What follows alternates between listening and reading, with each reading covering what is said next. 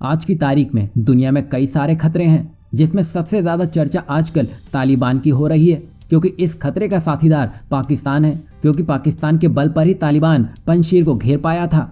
और इस पाकिस्तान के पीछे एक ऐसा देश है जो आजकल दुनिया के लिए ही नासूर बन चुका है, और वो देश है चीन, जिसने आज की तारीख में सबकी नाक में दम कर रखा है। मतलब अगर आप चीन पर वार करते हैं तो आप उस चेन को तोड़ सकते हैं जो इन आतंकियों को पाल पोस रही है। और इसी चीन की काट निकालने के लिए इंडो पैसिफिक में एक ग्रुप का निर्माण हुआ था, जिसका नाम क्वाड है, जिसमें भारत, अमेरिका, ऑस्ट्रेलिया और जापान आते हैं। अब ये क्वाड तो अपना काम कर ही रहा था। इसी बीच अमेरिका ने एक ऐसा ऐलान कर दिया जिसने चीन की रातों की नींद उड़ा दी है, और वहीं फ्रांस को आग बबूला कर दिया है, तो भारत को 2 गुना फायदा पहुंचाया है। दरअसल हाल ही में अमेरिका, ब्रिटेन और ऑस्ट्रेलिया ने घोषणा की है कि वो नया सुरक्षा गठबंधन यानी कि AUKUS बना रहे हैं, जिसमें A का मतलब ऑस्ट्रेलिया, UK का मतलब ब्रिटेन और US का मतलब अमेरिका है, जिसमें ऑस्ट्रेलिया परमाणु संपन्न पनडुब्बियों से लैस हो सकेगा।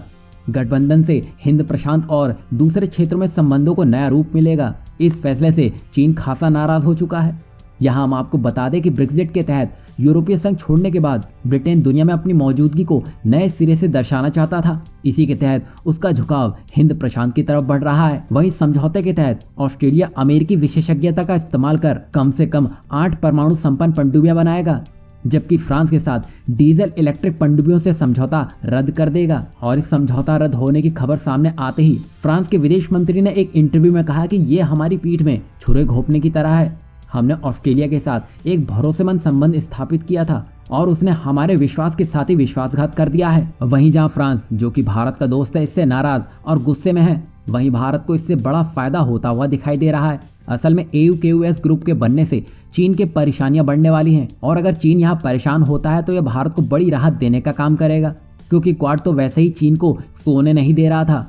अब AUKUS के आने से अगर चीन बचना चाहे तो भी नहीं बच सकता है, क्योंकि अगर चीन को इंडो पैसिफिक में रोक दिया जाता है तो उसकी ताकत और उसका जोश वहीं ठंडा पड़ जाएगा। और अगर ऐसा होता है तो आप समझ लीजिए पाकिस्तान से लेकर तालिबान सब ढीले पड़ने लगेंगे।